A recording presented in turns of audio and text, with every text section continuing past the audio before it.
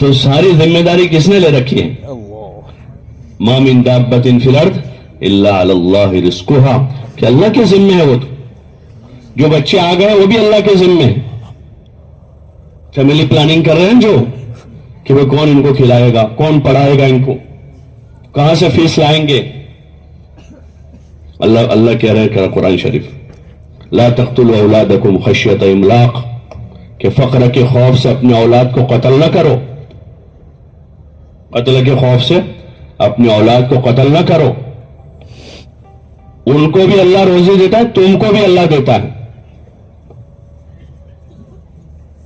کہ ان کا روزی کون دے گا؟ اللہ ہی دے گا. لا تقتلوا اولادکم خشیۃ املاق نحن نرزقهم وإياكم. ابھی تو آئے نہیں لیکن ان کا پہلے تذکرہ کہ ان کی روزی ہمارے ذمہ ہے. کون کہہ رہا ہے؟ ابھی وہ بچے آئے نہیں دنیا میں لیکن ان کا پہلے تذکرہ اللہ کر رہا ہے کہ ان کی روزی ہمارے ذمہ ہے. اس لیے دیکھو اس وقت آنے والے ہم سے اچھا ہی کھا رہے ہیں، ارے کھا رہے نہیں کھا رہے. جس کے گھر جہاں بھی غریب کے گھر بھی آ رہا ہے وہ جس وقت اس عمر کا تھا اس سے اچھا ہی کھا رہا. اور آگے جو آئیں گے ان کی ذمہ داری بھی کس کے ذمہ ہے؟ اللہ کے ذمہ.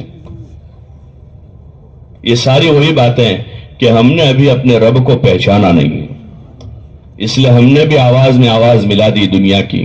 اور ہمیشہ یہی رہا کہ نبیوں کی آواز اور زمانے کے لوگوں کی آواز میں زمین آسمان کا فرق رہا. جیسے میں نے عرض کیا نا کہ مکہ میں حضور صلی اللہ علیہ وسلم کو لوگ صادق الامین کہتے تھے کہ آپ سچے ہیں، آپ امانت دار ہیں. لیکن جب یہ اچھی سچی بات لے کر آئے تو ایک دم وہ یہ بات ان کے لیے اجنبی ہو گئی.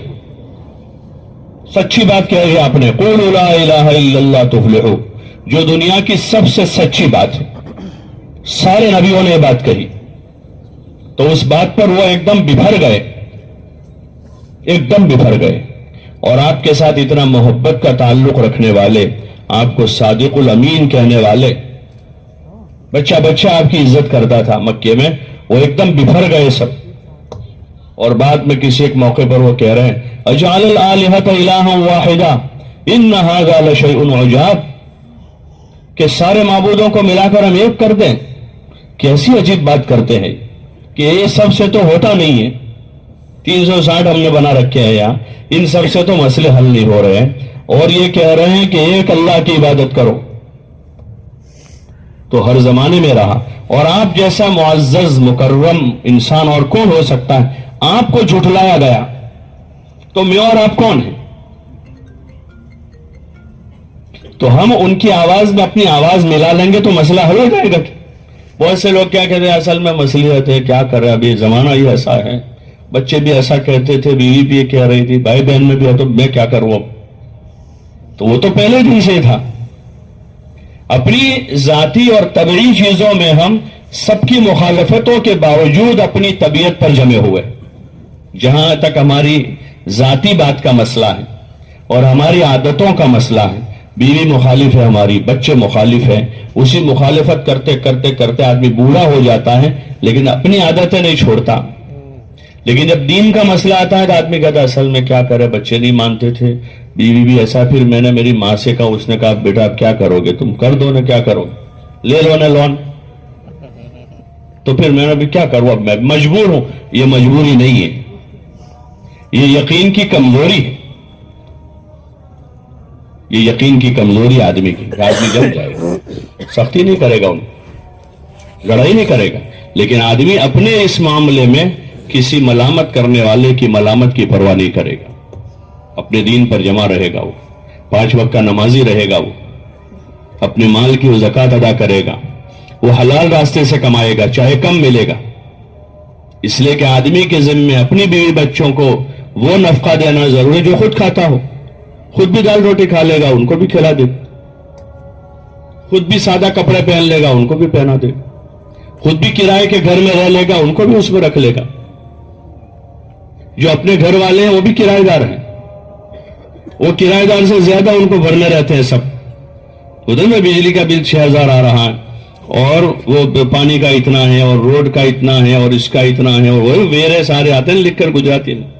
وہ سال کا حساب کرے تو بہت سارے کرایہ داروں کا کرایہ کم ہوتا ہے، بنگلے والے کو زیادہ بھرنے کے ہوتے. تو آدمی پھر لوگوں کی ملامت کی پرواہ نہیں کرے گا. اللہ کے حکم, میرا رب اللہ ہے, اس اللہ کا میں نے کلمہ پڑھا ہے, اس نے مجھے پیدا کیا ہے, اس اللہ کی میں فرما برداری کروں گا. ثم استقاموا, کہ آدمی جم گیا ہے, بیوی مقابلے میں آئی, کبھی بچے مقابلے میں آئے ہیں, کبھی خاندان مقابلے میں آیا ہے, کبھی قوم مقابلے پر ہیں. نبیوں کے واقعات میں یہ ساری چیزیں ہیں. لوط علیہ السلام کے وہاں بیوی مقابلے پر تھی, نوح علیہ السلام کا بیٹا مقابلے پر تھا, شعیب علیہ السلام کی قوم مقابلے پر تھی, نوح علیہ السلام کی قوم مقابلے پر آئی, حضور صلی اللہ علیہ وسلم کی قوم مقابلے پر آئی.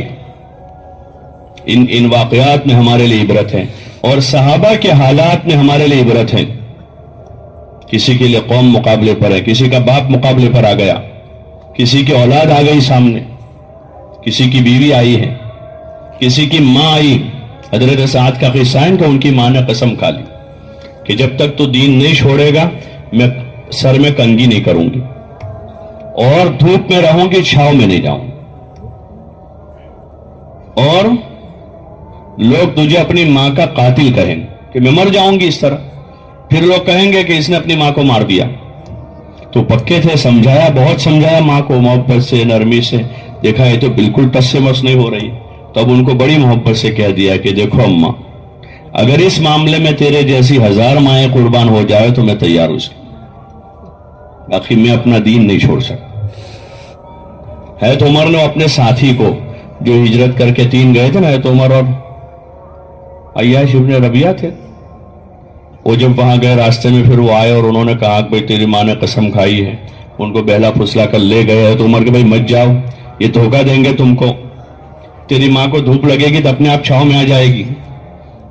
حضرت عمر ذرا مضبوط دل کے آدمی تھے, لیکن وہ نہیں مانے اور وہ چلے گئے. اور ان پر ایسے حالات آئے کہ وہ پھر اپنے دین پر باقی نہیں رہ سکے. پھر بعد میں جب وہ آئے تھے نا قل یا عبادی الذین اسرفوا, تو عمر نے لکھ کر وہ بھیجی ان کہ جب وہ پڑھی تو پھر دوبارہ اسلام میں آئے.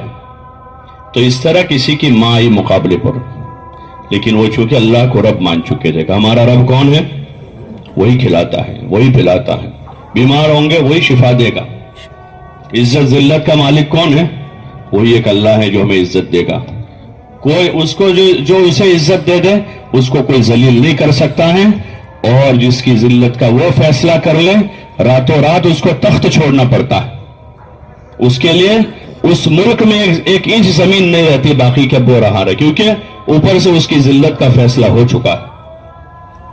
قل اللہم مالک الملک تؤتی الملک من تشاء وتنزع الملک ممن تشاء وتعز من تشاء وتذل من تشاء. کہ عزت کا مالک اور پورے ملک کا مالک ایک اللہ ہے, پورا ملک اسی کا ہے. وہ تو ہم نے ساری تقسیم کر رکھی, بارڈر بنائی, پاسپورٹ اور ویزا اور یہ وہ سارا, وہ تو دنیا کے لوگوں نے کیا ہے. ملک اللہ کا ہے, اس میں اس کا کوئی شریک نہیں ہے.